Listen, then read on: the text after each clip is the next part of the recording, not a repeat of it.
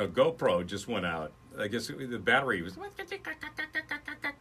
because these guys at SumnerOne, there always videotape the show and then put it up online. So if you miss it, you can go online to SumnerOne.com and see it not live, but in person.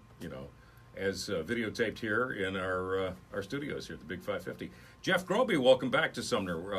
Not SumnerOne. We're not SumnerOne at all. That's your job. We're the big. I hear a buzz. I do too. Really, a bad buzz. Yeah. What's up? It's bad.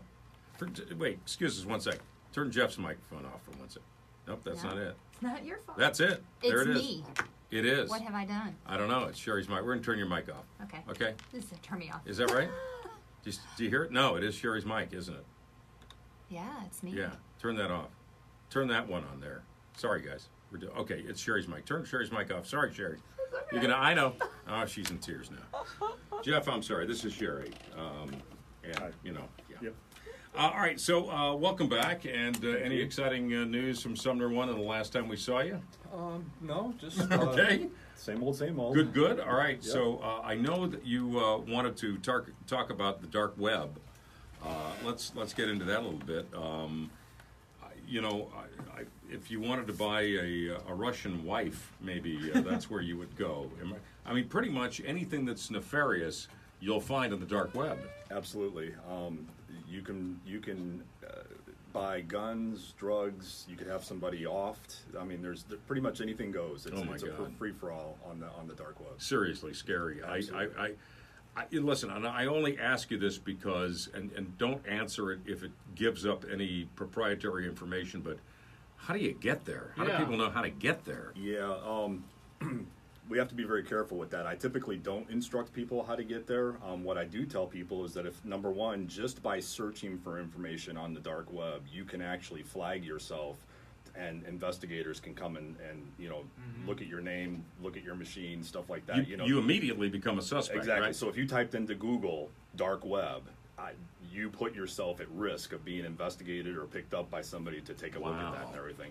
But there are search engines out there, one of which is DuckDuckGo, that doesn't track personal information. So if I were to tell somebody, here's how you start to get access to the dark web, I would say start with a search engine like DuckDuckGo and do your research there. Wow, I mean, I hate even knowing that. It's a temptation, and to take some kind of kid's game and make it into a website, it's. But that's useful info, so we know we don't get flagged, right? And investigated. So yeah, Google tracks pretty much everything you do, and that's why when you go back to Google and you start to type something, you'll see the window drop down and all your previous searches are there and stuff like that.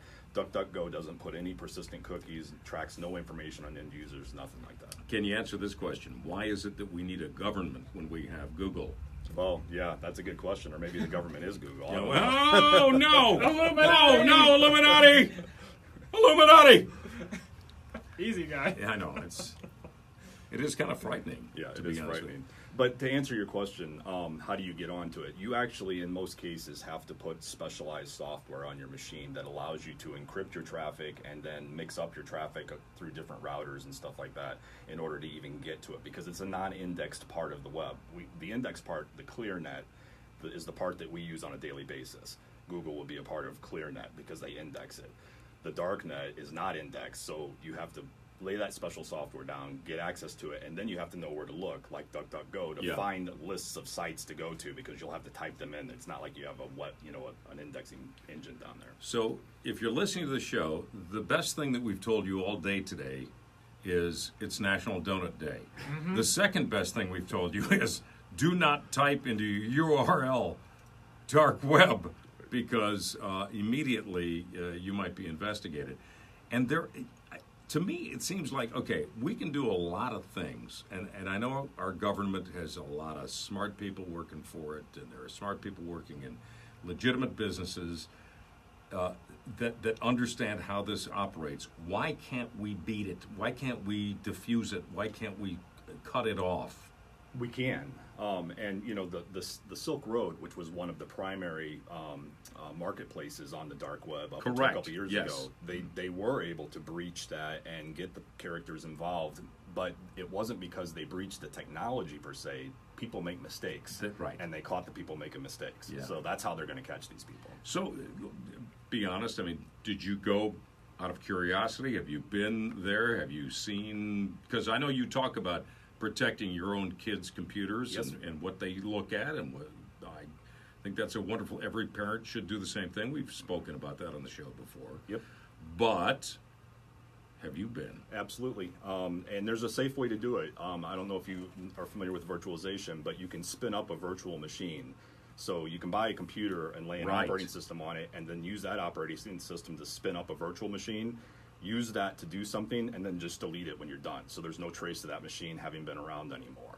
And that's what you use to go and look at stuff like that, and then get rid of it so that you know you're not infected, you're not being tracked, that type of thing. So Matt, if you could go on the dark web Yeah. and do anything I mean, look for anything you wanted, search for any kind of person or situation, what would be your choice?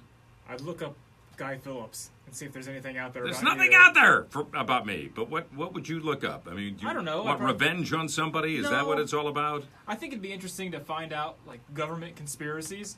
You know, like aliens, like Area 51. You know, like, They don't do that on the dark web, do they? oh yeah. Oh, Yeah, and there's See? also a website called Doxnet that is on the dark web where you can pretty much find out anything about anybody. So, and if you don't have the information, you can put somebody's name out there, and then the hackers will go out and find the information about that person. So within a day or two, you can have their social security number, their credit card numbers, their That's driver's it, man. license. Yep. That's the thing about the dark web that scares me, because we release all of that information harmlessly, you know, when we buy things, you know, even going into the doctor's office, I hate when, you know, what's your social, you know, why do you need to know, you know? Exactly. The more it's out there, the more it's, and I've never been one to say, well, that's going to matter to me. But somewhere, and I'm a guy that's had my identity stolen, and I can tell you what a major inconvenience that is. And it stays, I still live on Renfro Street in Dallas, Texas. It still comes up on my my credit report. Wow. I mean, and these are the guys that stole my identity. Yep. And I even tracked them down. I said, look, I'll prosecute at my expense. And you know what they told me? With the Dallas police and the stores that, you know, they were Sears, they took $5,000. And so they opened other accounts. They said, nah, don't worry about it. You know, it's like, it's not even worth it. Wow. It isn't, because it's $5,000 or $6,000. Right, but that's a lot. That's a lot to an end Time. user, but to Right, them, right. it's not worth putting the time into. Yeah, So, look, you know, so, and then you multiply that times 50 or 60,000 times a day. Yep. This is why we pay more money for all of those goods and all those services, not really services, but mostly goods. But, you know, I know that because I saw some expose of the dark web, how, you know, they trade your information. People pay for your information. They cull it, they sell it, and it gets sold again and again and again, especially if you have great credit.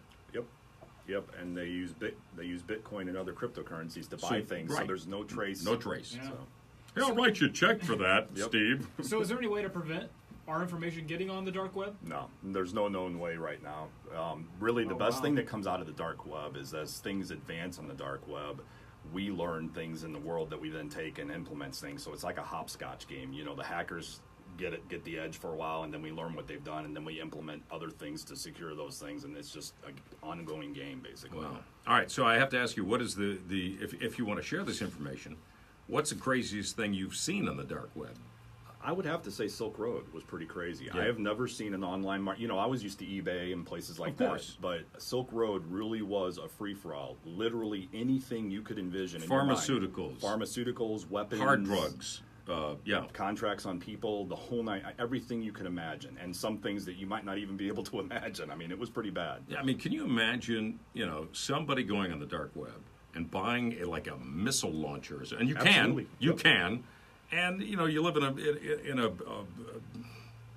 metropolitan area that's got an airport, and you know, I mean, that's just disaster waiting to happen. And I hope I'm not planting seeds, but I'm not the Yeah. first guy to think of this. I'm just telling you, it's pretty nasty place.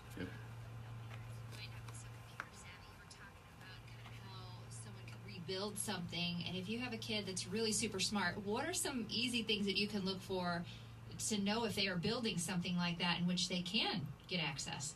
that gets back to what I talked about last week, those Orbi routers. You know, having a situation where you're monitoring the logs as traffic comes in and out of your personal home network, and then you'll be looking at the sites they go to and things like that, and it'll flag the traffic. You'll see traffic destined for the dark web. It looks different, and that's how I would keep a hold of it. Because I have a son who's into virtualization, so he sets up, for nostalgia purposes, he'll set up a Windows 95 machine because he wasn't even alive in 95. Right, sure, so he of wants to course. see what it looks like. Right. And he comes and tells me about it, but if he were doing that, the only way I wowould really be able to find out is if I was watching the traffic, because once the machine's gone, there's no trace of it at that point. Jeff Groby is our guest from SumnerOne. These guys are really unbelievable. SumnerOne, we do a little tech talk thing every Friday at about 4:20, and we're happy to answer your questions about computers and such. But they do so much more. Give us a little background so our listeners will know exactly what you guys do over at SumnerOne. Yep, we are a traditional print copier MFP company, but we also do managed network services, and we will come in and manage all of your IT assets all the way down to the wire. So you name it, and we will manage it for you. Fantastic. Jeff Groby, thank you for being on the show, and have a great weekend. Thank you. You too. All right, let's go to Tim Weiland. He's in the Golden